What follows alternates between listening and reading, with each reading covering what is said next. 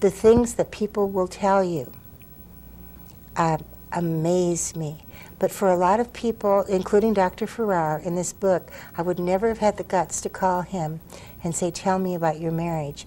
I was speaking at a bookstore in Olathe, Kansas, and he came up and bought some books, and he said, I really need to tell somebody. And I really needed to listen. Mm-hmm. And the same way with the woman who at one time was having an affair with him, she wanted to talk to me. So it's a catharsis. It seems to be, and I've had particularly families say, when people ask about what happened, we don't have to tell it again and again. We hand them the book and we say, here, this is it. And there's a kind of closure. And this is good for me to know, because when I began with the very first story for True Detective, I thought, I am making a living off of other people's tragedies. Can I do this? Now, I had these 4 little kids to support, and this was a job where I could stay home with them. And I actually went to a psychiatrist, and I said, how can I deal with this?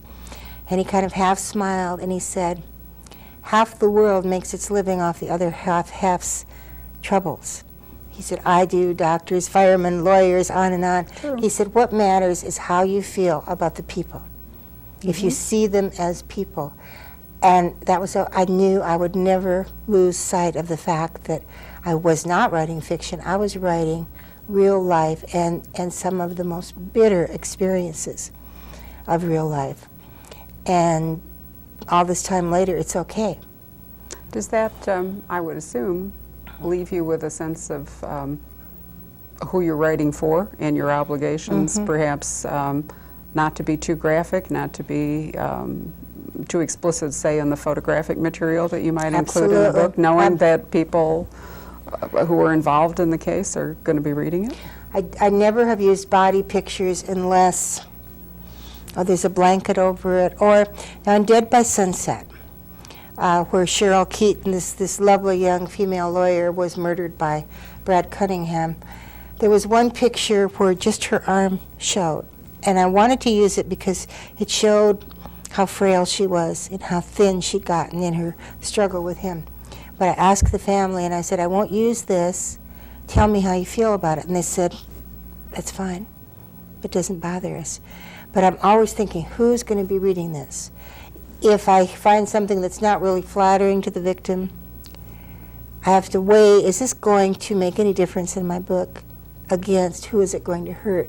And usually I will not put it in. Well, you do, I think, one of the tough things for me as a bookseller and a code of ethics that I have, that I follow, is we try to avoid sensationalism. Mm-hmm. I really don't like to prey upon something like the Simpson trial, or, No. I mean, to me, that's No. sensationalism. Yeah. And your books don't do that. You know, I always feel that you've given a balanced account, and that you have told a story that needed to be told, but that you haven't stripped everyone raw. I hope not. I have to tell what happened, but I don't have to tell it over and over, and I don't have to dwell on the grisly. Well, there's a lot of ethics involved in it. Yeah, isn't there really are. For those, and there are a number of true crime writers who really feel as I do. And then there are a number who feel that as many body pictures as you can get in, the more readers you'll have. I don't think so.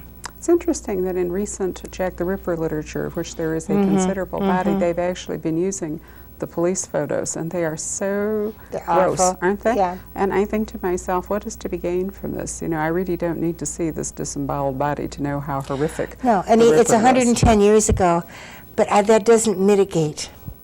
You're certainly Right. not breaking into the privacy of somebody who's alive, but maybe you have to think about who's reading that.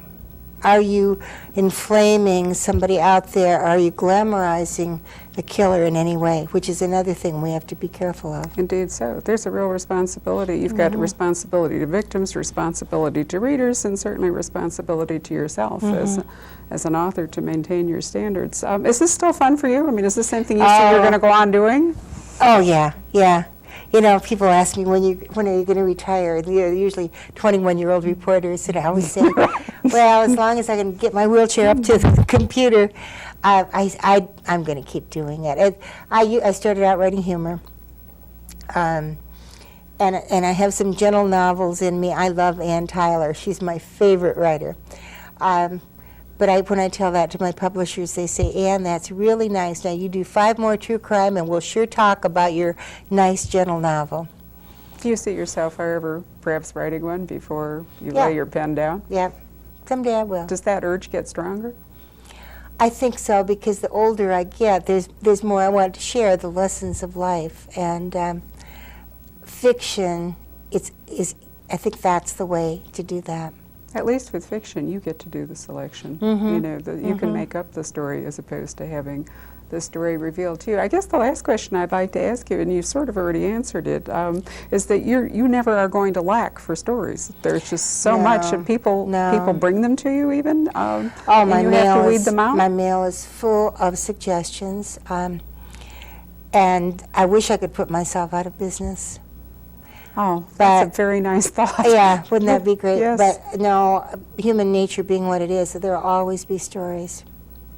And it's marvelous that you still get this cooperation from the police Oh, department. they're so good to me. But now it's all over America. I go into uncharted territory and think nobody's going to talk to me. But if I wait till after trial, which I always do, they talk to me. the name has escaped me, but there is a writer writing mysteries for Putnam. I think her name is Waterhouse, but I might be wrong on this.